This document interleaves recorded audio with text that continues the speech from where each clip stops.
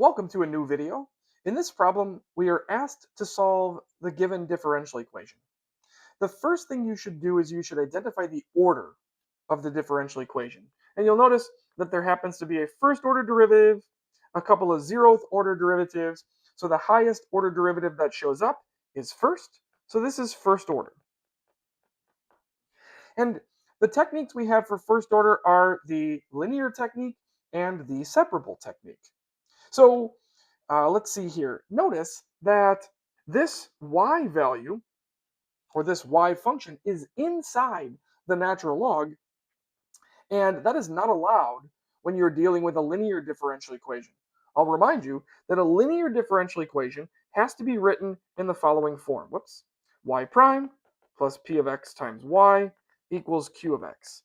At no point in this problem or in this equation is the y variable allowed to be inside of another function. So therefore, this is not linear. And the nice thing about that, identifying that it's not linear, is therefore it has to be separable, because those are the only two techniques we know to solve differential equations. So if we're going to write it as a separable differential equation, then remember we generally like to write it in this form. dy over dx equals a product of a function of x times a function of y. I like to write it using the Leibniz notation. Dy over dx is my derivative, because I'm going to end up splitting those differentials when we solve this. So we have x times dy over dx. And I'm also going to move this term to the other side, which is equal to y times the natural log of y. And you'll notice here that if I divide both sides by x, so divide by x, then this becomes dy over dx is equal to 1 over x times y natural log of y. And this is exactly the form we need it to be in. So here is my f of x, here is my g of y, and therefore this is separable.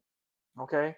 So what do we do once we happen to recognize it is separable? Well, we literally separate the variables.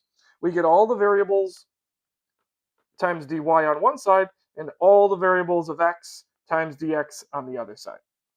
And then we integrate both sides.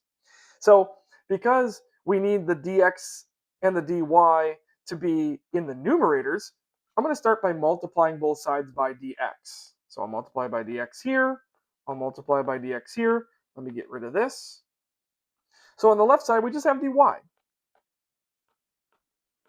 And on the right side, we have 1 over x times the y, natural log of y dx.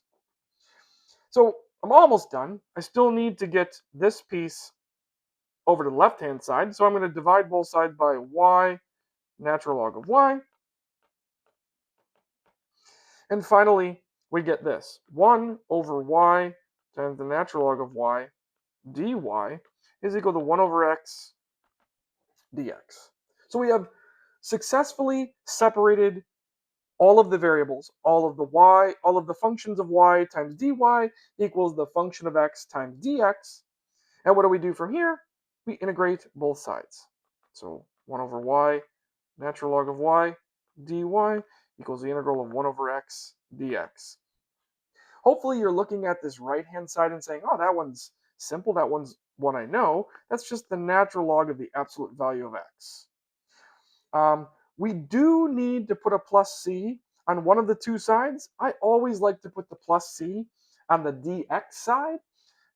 We don't need it on both, because if I put a plus c on this side and a plus c on the right side, then I can just sort of combine them into being one constant. So I like to put the plus c on the right, on the x side, I should say, because if you ever do make your solution explicit, you're going to have to move it over to the x side anyways. So now what do we do with this integral on the left-hand side? What do we do to calculate this integral?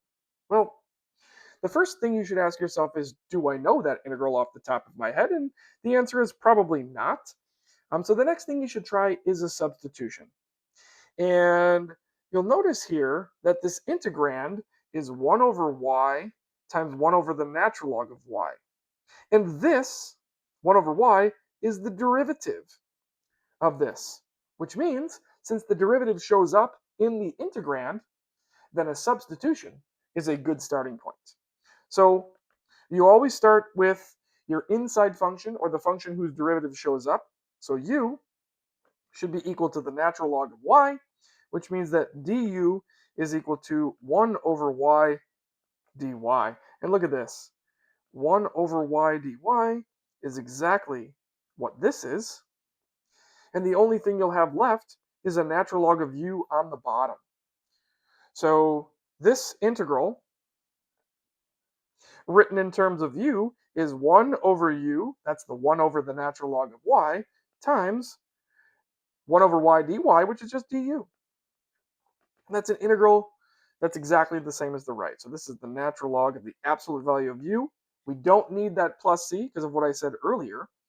And if we put back in what u is, this is the natural log of the absolute value of whatever u is, which is the natural log of y.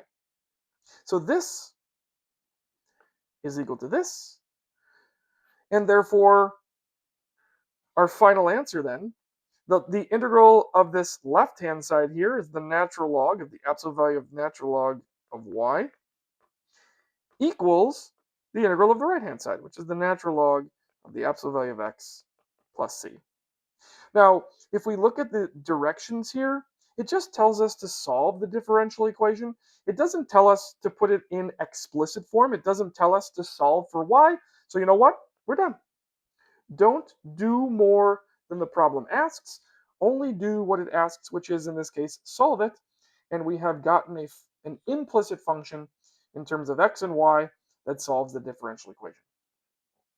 So I hope solving this separable differential equation helps someone.